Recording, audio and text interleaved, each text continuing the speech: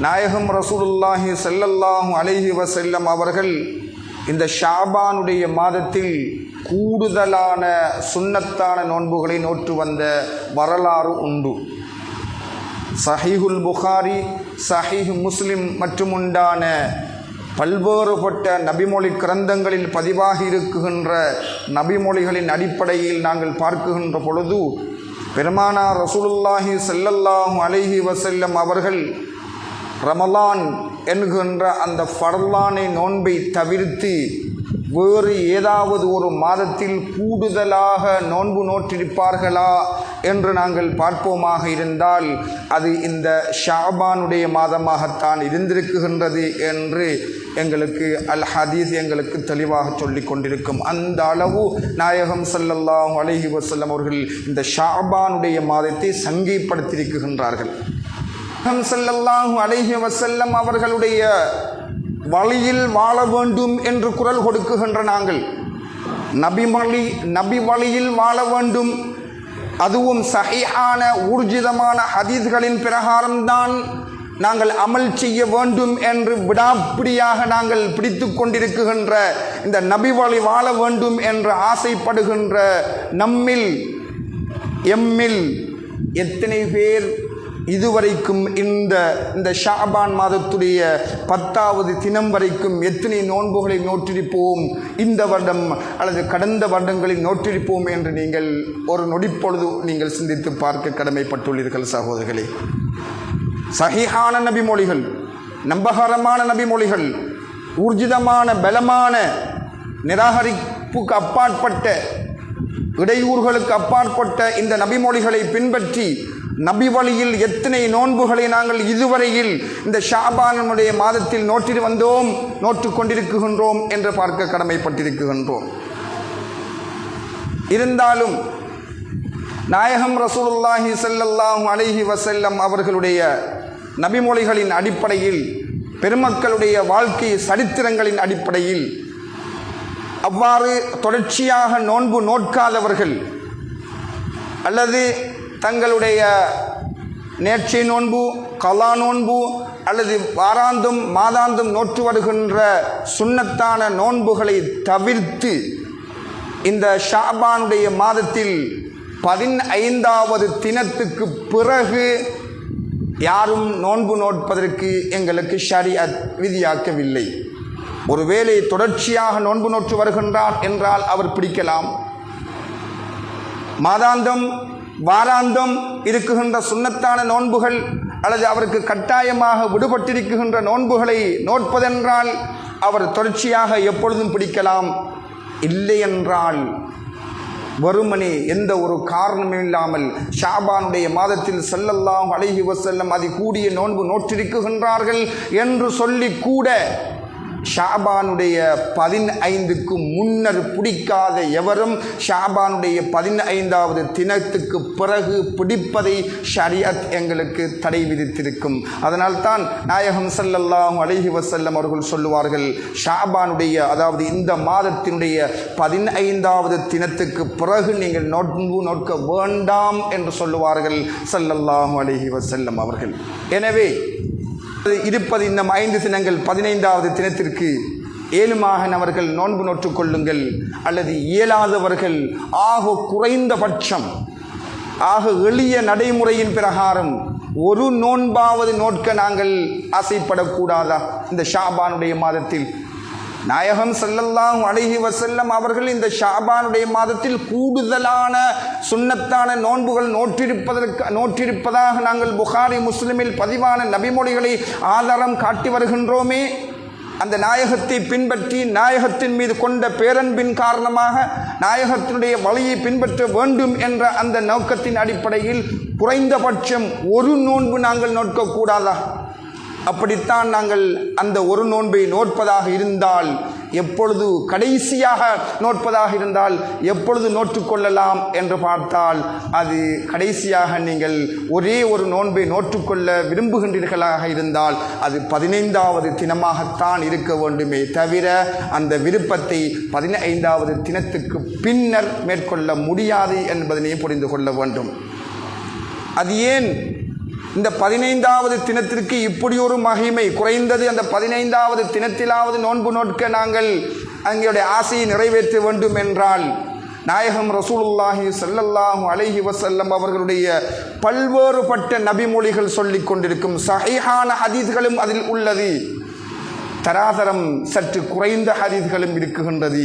சஹீஹான ஹதீஸ்களின் அடிப்படையில் ஒரே ஒரு நபிமொழி சஹீஹ் என்று நாங்கள் வைத்து கொண்டாலும் கூட அந்த நபிமொழியின் அடிப்படையில் நாயகம் ரசூலுல்லாஹி ஸல்லல்லாஹு அலைஹி வஸல்லம் அவர்கள் செய்து காண்பித்த செயல்பாடு, நாயகம் ஸல்லல்லாஹு அலைஹி வஸல்லம் அவருடைய சஹாபாக்கள் செய்து காண்பித்த வரலாற்றுகளில் பதிவாக இருக்குகின்ற செய்திகளின் அடிப்படையில் இந்த 15வது இரவில் நாயகம் ஸல்லல்லாஹு அலைஹி வஸல்லம் அவர்கள் சொல்லித் தருவார்கள், பிரார்த்தனைகள் அங்கீகரிக்கப்படுகின்ற இரவு என்று சொல்லித் தருவார்கள். 15வது இந்த ஷாபான் மாதத்துடைய 15வது இரவு பிரார்த்தனைகள் அங்கீகரிக்கப்படுகின்ற இரவு என்ற செய்தியை ஸல்லல்லாஹு அலைஹி வஸல்லம் அவர்கள் எங்களுக்கு சொல்லித் தருவார்கள். இந்த 15வது இரவுக்கு நபிமொழிகள், நபிமொழி கிரந்தங்கள் இப்னு மாஜா, திர்மிதி, அஹ்மத், தபரானி, பைஹகி, ஃபலாயிலுல் அமால் என்று ஏகப்பட்ட நபிமொழி கிரந்தங்களில் 6 சிஹாஹ் சித்தா என்று சொல்லப்படுகின்ற ஊர்ஜிதமான நம்பகரமான 6 நபிமொழி கிரந்தங்கள் என்று சொல்லப்படுகின்ற அந்த 6 கிரந்தங்களில் 2 கிரந்தங்கள் திர்மிதி, இப்னு மாஜா, அந்த 2 கிரந்தங்களிலும் நாயகம் ஸல்லல்லாஹு அலைஹி வஸல்லம் அவர்களுடைய இந்த செய்திகள் பதிவாக இருக்கும். அது அந்த 15வது ஷாபான் மாதத்தினுடைய இந்த 15வது இரவுக்கு லைலத்துன் நிஸ்ஃபி ஷாபான், ஷாபான் மாதத்துடைய 15வது அரைவாசி இரவு, இந்த ஷாபான் மாதத்துடைய நடுப்பகுதி இரவு என்ற சொல் நாயகம் ஸல்லல்லாஹு அலைஹி வஸல்லம் அவர்கள் சொன்னதாக நபிமொழி கிரந்தங்களில் பதிவாக இருக்கும். லைலத்துல் நிஸ்ஃபி ஷாபான், ஷாபான் மாதத்துடைய 15வது இரவு. அந்த இரவில் அல்லாஹ்விடத்தில் விசேஷமான துஆ பிரார்த்தனைகள் அங்கீகரிக்கப்படுகின்றது என்று ஸல்லல்லாஹு அலைஹி வஸல்லம் அவர்கள் சொல்லியிருப்பார்கள். அருமையான சஹாபாக்கள் அதை நடைமுறைப்படுத்தி வந்திருப்பார்கள். உதாரணமாக சொல்வதாக இருந்தால் சையதுனா அலி இப்னு அபீ தாலிப் ரலியல்லாஹு அன்ஹு அவர்கள் சொல்லுவார்கள், 4 இரவுகள், வருஷத்தில் 4 இரவுகளில் மனிதர்கள் பொடுபோக்காக இருப்பதை பார்த்து நான் ஆச்சரியப்படுகின்றேன்.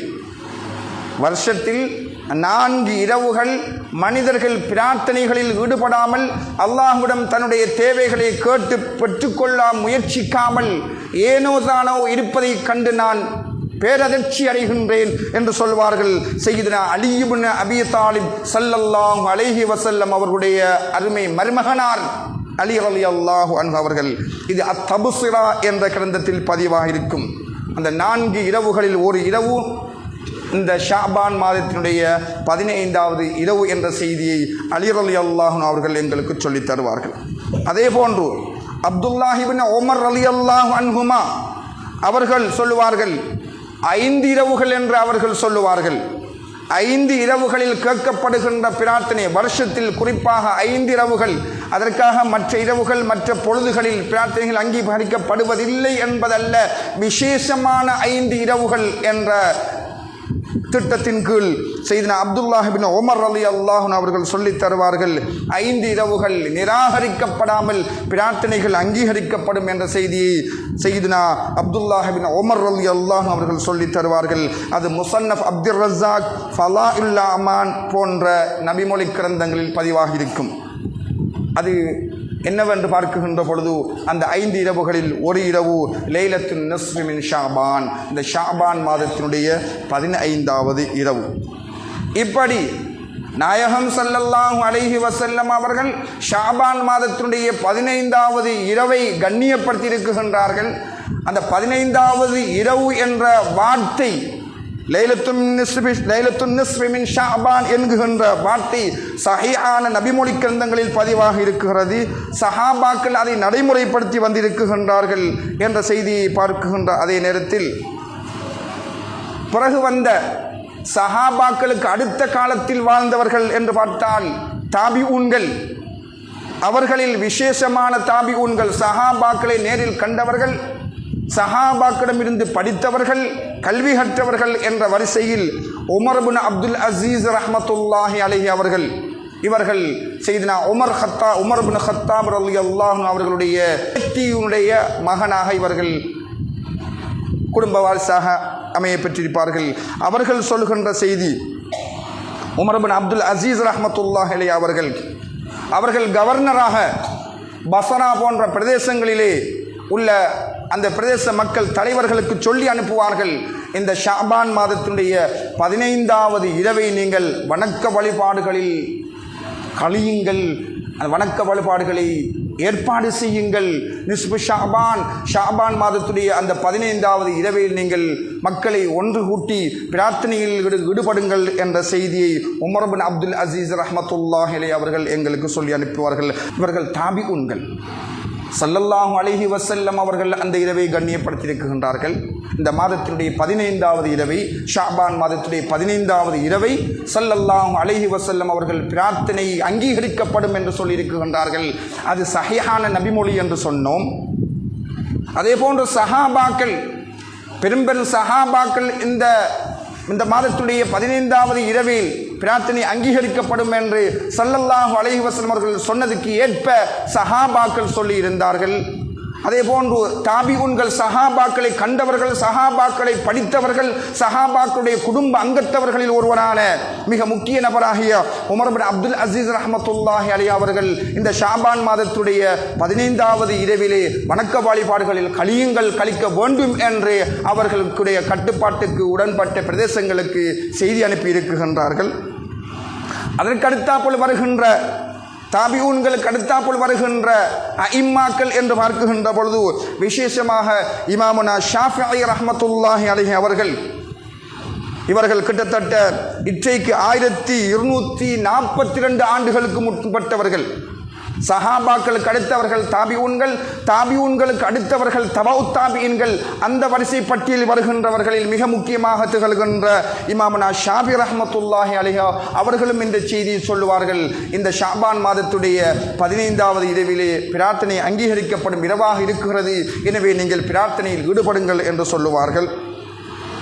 இப்படி ஸல்லல்லாஹு அலைஹி வஸல்லம் அவர்கள் சொன்னார்கள், செய்தார்கள். சஹாபாக்கள் சொன்னார்கள், செய்தார்கள். சஹாபாக்களுக்கு அடுத்து வந்த தாபிஊன்கள் சொன்னார்கள், செய்தார்கள். அதற்கடுத்து வந்த தபஉ தாபிஈன்களுடைய இமாம்கள் ஏராளம் பேர் உள்ளார்கள். ஓரிரு விசேஷமாக சொல்வதற்குரிய பொருத்தமான இங்கே மிக முக்கியமான நபர்களை இங்கே நாங்கள் கோடிட்டு காட்டிக் கொண்டிருக்கின்றோம். அந்த வகையில் இமாம் ஷாஃபிஈ ரஹ்மத்துல்லாஹி அவர்கள் சொன்னார்கள். அதே போல வரலாற்றாசிரியர்கள், ஒரு வரலாறு, இலங்கை வரலாறு, புத்தள வரலாறு என்று இருப்பது போல மக்கத்து வரலாறு என்ற நூல் இருக்கின்றது. அஹ்பாரு மக்கா, மக்கத்து வரலாற்று செய்திகள் அடங்கிய ஒரு நூல் இருக்குகின்றது. அதனை முஹம்மது பின் இஸ்ஹாக் அல் மக்கி, அவர் மக்காவாசி, மக்காவில் பிறந்து மக்காவில் வளர்ந்த அந்த முஹம்மது பின் இஸ்ஹாக் என்பவர், அவர் கிட்டத்தட்ட 1174 ஆண்டுகளுக்கு முன் மரணித்தவர். ஹிஜ்ரி 1174 ஆண்டுகளுக்கு முன் மக்கா முக்கர்ரமாவில் நிகழ்ந்த மக்காவினுடைய வரலாற்று செய்திகளை அவர் தொகுத்து வருகின்ற பொழுது அவர் சொல்கின்றார், வஅஹ்லு மக்கா ஃபீமா மதா இலல் யௌம், கடந்த காலத்திலிருந்து அவர் சொல்கின்ற செய்தி. அவர் 272 மரணித்தவர். நமக்கு இன்றைய கணக்கின் பிரகாரம்தான் 1174 ஆகின்றது. 274ஆம் ஆண்டு ஹிஜ்ரி மரணித்த அந்த பெரியார் சொல்கின்றார், அந்த முஹம்மது பின் இஸ்ஹாக் அல் மக்கி என்பவர் அஹ்பார் மக்கா என்கின்ற அந்த கிரந்தத்தில் சொல்கின்றார், மக்கா முக்கர்ரமாவில் இந்த ஷாபான் மாதத்துடைய 15வது இரவு என்று வருகின்ற பொழுது ஆண்களும் பெண்களும் எல்லோரும் ஒன்று கூடுவார்கள், விசேஷ துஆ பிரார்த்தனைகளில் ஈடுபடுவார்கள், விசேஷமாக தவாஃப் செய்வார்கள், விடிய விடிய குர்ஆன் ஓதுவார்கள், விடிய விடிய நஃபிலான தொழுகைகளை தொழுது இறை வழிபாட்டுகளில் அந்த மக்கத்து மக்கள் அந்த இரவை வணக்க வழிபாடுகளில் விசேஷமாக கழித்து வந்தனர் என்று வரலாற்று ஆசிரியர் சொல்கின்றார்கள். இதே போன்றதொரு செய்தியை இப்னு பத்தூதா என்ற ஒரு வரலாற்றாசிரியர், மிக பிரபல்யமான வரலாற்றாசிரியர், ரிஹ்லத் இப்னு பத்தூதா என்று ஒரு வரலாற்று நூல் இருக்கின்றது. அவர் இலங்கைக்கும் வந்து சென்றவர். இன்றும் புத்தளத்திலே இப்னு பத்தூதா வீதி என்று ஒரு வீதிக்கு பேர் உள்ளது. புத்தளத்தில் முஹைதீன் ஜும்மா பள்ளிவாசல் புத்தளம் டவுனில் இருக்கின்ற புத்தளத்தில் இருக்கின்ற பிரதான பள்ளி வாயிலுக்கு அருகில் உள்ள இந்த பள்ளிக்கு அருகில் இருக்கின்ற இந்த வீதியை போன்று புத்தள பெரிய பள்ளிவாசலுக்கு அருகில் இருக்கின்ற வீதிக்கு பெயர் இப்னு பத்தூதா வீதி. காரணம், அந்த பிரதேசத்தில் தான் அவர் முதலாக இலங்கைக்கு வந்து இறங்கியதாக சொல்லப்படும்.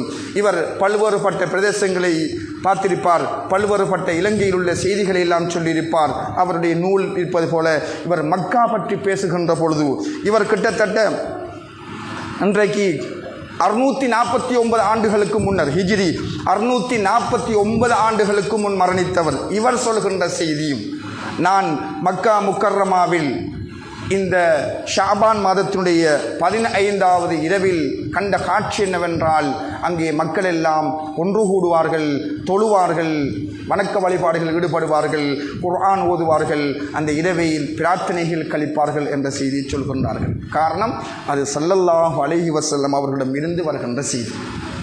ஸல்லல்லாஹு அலைஹி வஸல்லம் அவர்கள் சொன்ன செய்தி, சஹாபாக்கள் செய்த செய்தி, தாபிஊன்கள் செய்த செய்தி, தபஉ தாபிஈன்கள், இமாம்கள், ஃபுகஹாக்கள், சூஃபியாக்கள், முஃபஸ்ஸிரூன்கள், முஹத்திஸூன்கள், இதுவரைக்கும் உள்ள ஸல்லல்லாஹு அலைஹி வஸல்லம் அவருடைய காலத்திலிருந்து இன்று வரைக்கும் வாழுகின்ற உலகம் எங்கிலும் இந்த ஷாபான் மாதம் என்று வருகின்ற பொழுது நோன்பு நோட்பார்கள், விசேஷமாக சுன்னத்தான நோன்புகளை நோட்டு வருவார்கள். அப்படி முடியாத பட்சம் என்று வருகின்ற பொழுது ஆக குறைந்தது ஒரு நோன்பாவது நோட்க வேண்டும், ஆக குறைந்தது ஒரு இரவையாவது நாங்கள் வணக்க வழிபாடிலே கழிக்க வேண்டும் என்ற ஆசையில் இந்த நபிமொழிகளின் ஆதாரத்தின் அடிப்படையில் இந்த பெருமக்கள் அன்று தொட்டு இன்று வரை இந்த ஷாபான் மாதத்துடைய 15வது இரவை விசேஷமான பிரார்த்தனைகளிலும் அந்த 15வது பகலை நோன்பிலும் கழித்து வந்த வரலாற்றை நாங்கள் ஸல்லல்லாஹு அலைஹி வஸல்லம் அவருடைய காலத்திலிருந்து இன்று வரைக்கும் கண்டு கொண்டிருக்கின்றோம். எனவே அருமையானவர்களே, இன்ஷா அல்லாஹ் தஆலா எம்முடைய நாட்டை பொறுத்த வகையில் வருகின்ற கிழமை நோன்பிருக்க வேண்டும். செவ்வாய் பின்னேரம் புதன் இரவு எங்களுடைய துஆ பிரார்த்தனைகளில் ஈடுபட வேண்டும். புதன் பகல் நோன்பு சுன்னத்தான நோன்பு நோற்றிக்கொள்ள வேண்டும். அது ஒரு நல்ல அமல். முடிந்தவர்கள் உங்களுடைய பொழுதுகளை அந்த இரவையும் அந்த பகலையும் வணக்க வழிபாடுகளில் கழிப்பதற்கு நாம் முயற்சி செய்ய வேண்டும். நம்முடைய கடந்த காலங்களில் நம்முடைய ஊர்களில், நம்முடைய நாடுகளில் அதுக்குத்தான் இந்த பராஅத்துடைய இரவு என்று சொல்லுவோம். அந்த இரவுக்குத்தான் நபிமொழியில் நாயகம் ஸல்லல்லாஹு அலைஹி வஸல்லம் அவர்கள் சொன்ன வார்த்தை லைலத்துன் நிஸ்ஃபி மின் ஷஅபான், ஷஅபான் மாதத்துடைய 15வது இரவு.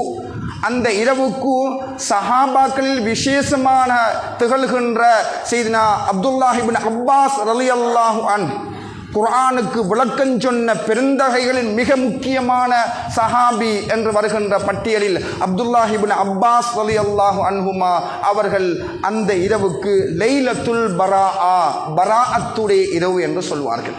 அந்த இரவுக்குத்தான் நம்முடைய சஹாபாக்கள், நம்முடைய இமாம்கள், நம்முடைய பெருமக்கள் அதற்கு ஒரு பெயர் சூட்டியிருப்பார்கள். லைலத்துல் பராஆ, பராஅத்துடைய இரவு என்று அதற்கு பெயர் சூட்டியிருப்பார்கள். ஆகவே இது நபிமொழிகளின் அடிப்படையில், சஹாபாக்களுடைய சொல் செயலின் அடிப்படையில் சூட்டப்பட்ட பெயரே அன்றி அது நானோ அல்லது நீங்களோ என்று நேற்று சூட்டிய பெயர் அல்ல. அது சஹாபாக்களுடைய காலத்தில் சூட்டப்பட்ட பெயர். அதிலும் விசேஷமாக அப்துல்லாஹ் இப்னு அப்பாஸ் ரலியல்லாஹு அன்ஹுமா அவர்கள் சூட்டிய பெயர். எனவே அந்த பகலையும் அந்த இரவையும் எங்களால் முடிந்த வணக்க வழிபாடுகளில் கழிக்க வேண்டும். அதற்கு வல்லவன் அல்லாஹ் நம் அனைவருக்கும் தௌஃபீக் செய்தல் புரிவானாக. ஆமீன் ஆமீன். வ ஆகிரு தஅவானா அனில் ஹம்துலில்லாஹி ரப்பில் ஆலமீன்.